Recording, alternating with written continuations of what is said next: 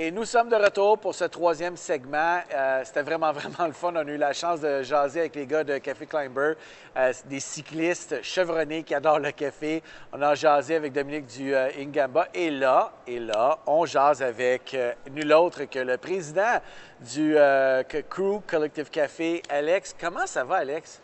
Très bien, merci. Et toi? Ça va très bien, surtout qu'on fait l'entrevue dans, j'arrête pas de le dire, le plus beau café que je n'ai pas vu depuis, écoute, je me souviens pas. C'est magnifique chez vous. Merci beaucoup. Honnêtement, on était très chanceux de trouver justement l'espace et dire que même l'espace était libre pendant 4 ans avant qu'on prenne la place. Bien, parle-moi un petit peu de la genèse de ce projet-là. Tu sais, on n'arrive pas du jour au lendemain, on va s'installer dans une banque, j'imagine. Oui, l'histoire, je veux dire, est quand même assez longue parce que le concept a vraiment évolué depuis le début. Oui. Quand on a imaginé un peu l'espace, qu'est-ce qu'on voulait faire, c'est introduire les anciens bureaux de crew.co, qui est un site web qui nous appartient plus, mais et aussi les bureaux de Unsplash. De là, on savait qu'on voulait intégrer un café. L'idée derrière le café, c'était justement qu'on voulait adopter une nouvelle vague qu'on a vue. C'est que justement les gens utilisaient de plus en plus les cafés comme espace de travail. Oui. Et c'est là où un peu l'idée est partie.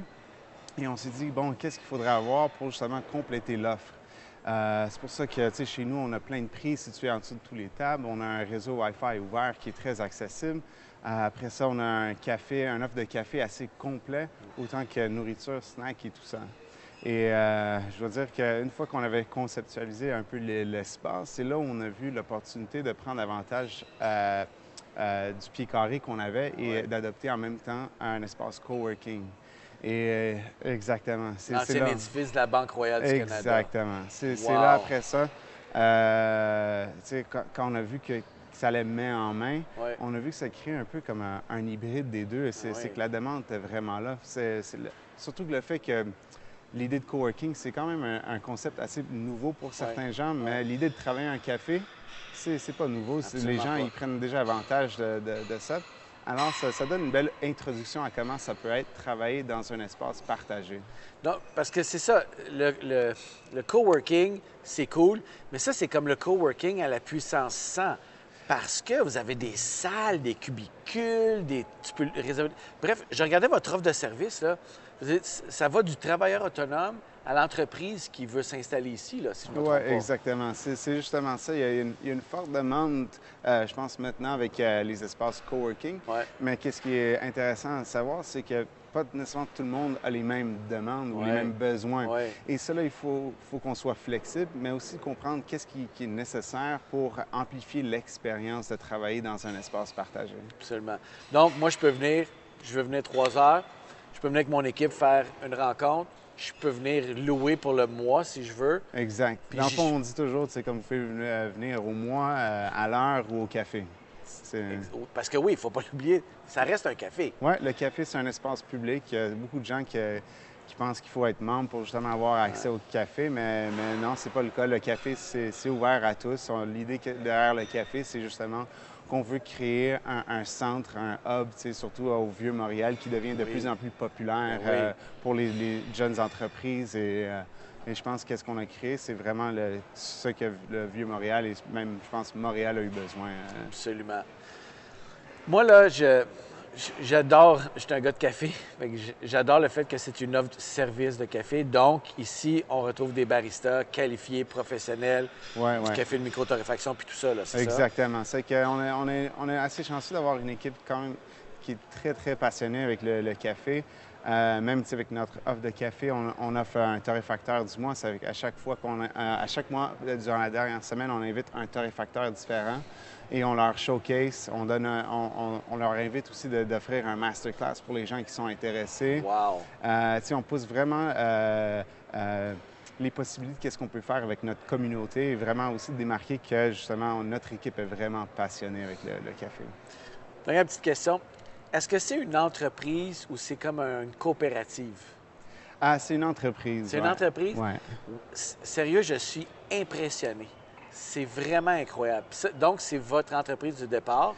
C'est exact. On a des investisseurs qui sont derrière l'idée, mais ça, on a 3 cofondateurs derrière le projet.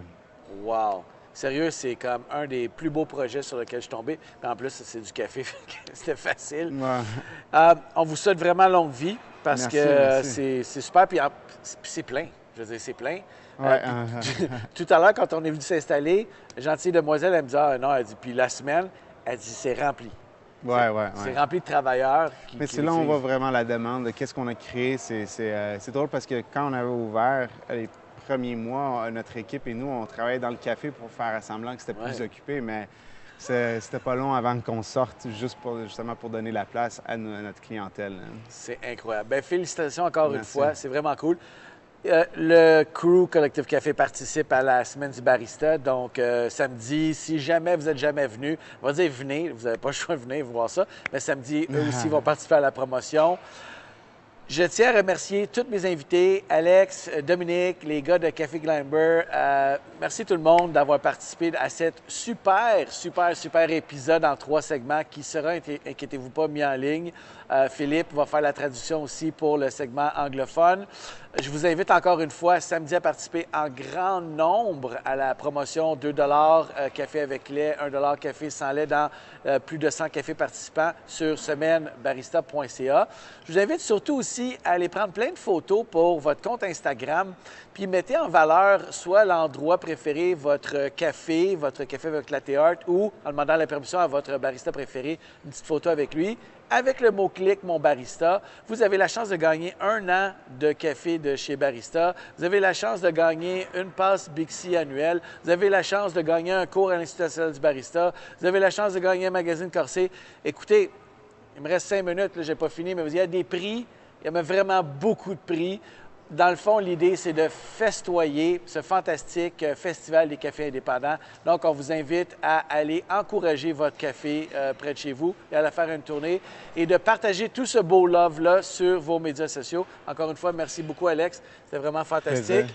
Puis, on se souhaite une belle 3e édition. On a plein de pop-up cette semaine. Donc, suivez-nous sur nos médias sociaux, sur la page Facebook, notre compte Instagram.